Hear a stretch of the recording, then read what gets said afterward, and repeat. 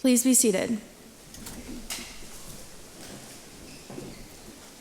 On this beautiful Sunday, we are called to celebrate the women in our lives that have protected and guided us through every moment in our upbringing.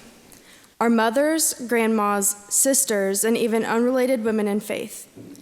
Like Jesus led his disciples, our mothers have encouraged us to live a productive and faithful life. Today, I would like to focus on the ways our mothers follow and share the teachings of Christ, especially as seniors such as me begin to face big changes. If I could define my senior year in one word, it would be uncertainty. I spent almost 3 months waiting to hear back from my dream school. Those 3 months, I was filled with agonizing anxiety that blinded me from the blessings in the life that I was already living. Reflecting upon that time has made me realize the importance of trusting God and his plan for our lives. In today's gospel, Jesus says, "My sheep hear my voice. I know them and they follow me." It is so important to not lose faith when things get hard. As long as you hear his voice and follow his teachings, everything will work out in the way it's supposed to. When looking into the future, I saw the future that I wanted, but my wants do not always fit into the plan that God has created for me. When I found out that I wouldn't be attending my dream college, it felt like my future was out of my control. This left me feeling frustrated and lost. But my mom made me realize that not having control in the future is really a beautiful thing. Our moms have known exactly what we need since before we could even speak. And Jesus reminds us that he knows each of us perfectly, as we were created in his image. Putting trust in these two gifts makes life so much more beautiful. Instead of worrying about what the future holds, you can live in the moment and trust that whatever happens for a reason. At this festival of dedication, Jesus was met with a rather confronting question. How long will you keep us in suspense? If you are the Messiah, tell us plainly. This question, once again, reminds us that God already knows our future. He has a plan for us. It is our job to trust his judgment and believe that it will all work out in his plan. There is also a reason for keeping us in suspense. If we already know the plan for our future, we will spend our days preparing for that future, trying to make it perfect, and missing out on living in the moment. This is what my mom has taught me, the importance of trusting in his plan and letting my future be in his hands, so that way I don't spend my present moments worrying about the future. Now, I won't stand before you today and lie. As I transition out of college decision-making mode and into moving out mode, I have struggled with this concept of living in the moment and appreciating the gift of God knowing my future.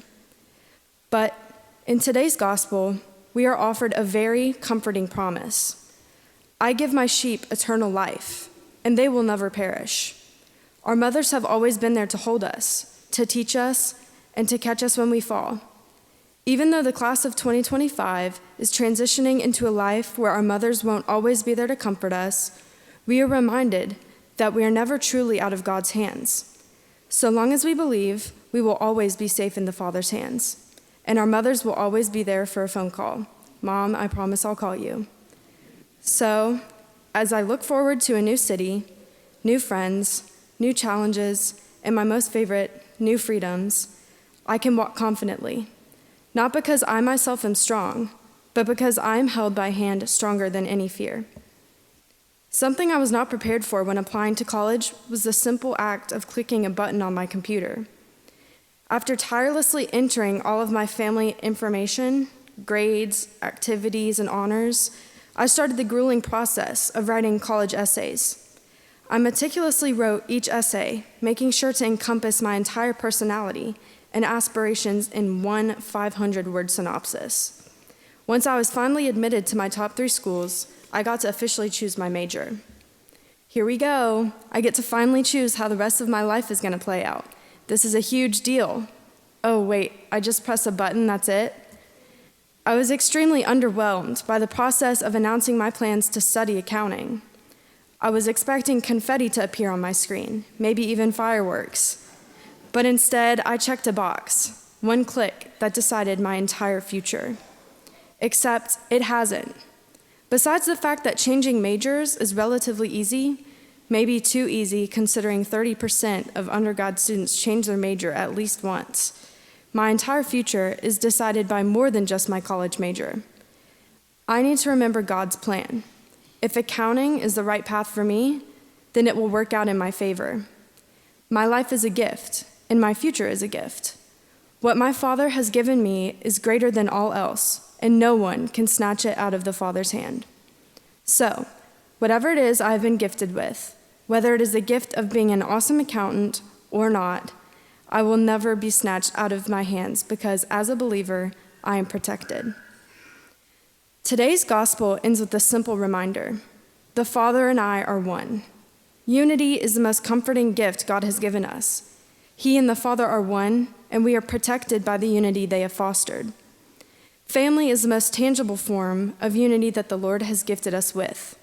I was blessed with a huge family. All of my cousins, even the youngest of our herd, I consider to be my best friends.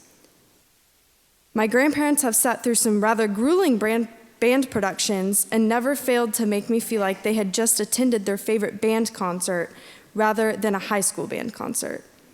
And of course, our parents and siblings will always be there to guide us through life's most challenging moments. Seniors, as we prepare to transition into a world that we know nothing about, I encourage you to remember these gifts that God has given us. Our future isn't meant to be something to stress about. If we remain faithful, God will take everything into his hands and guide us to our fate. And remember that our mothers and family will always be there to support us. We aren't going into this alone. Take comfort in the fact that our community, our families, and our faith will be with us in every step of our journey. Thank you.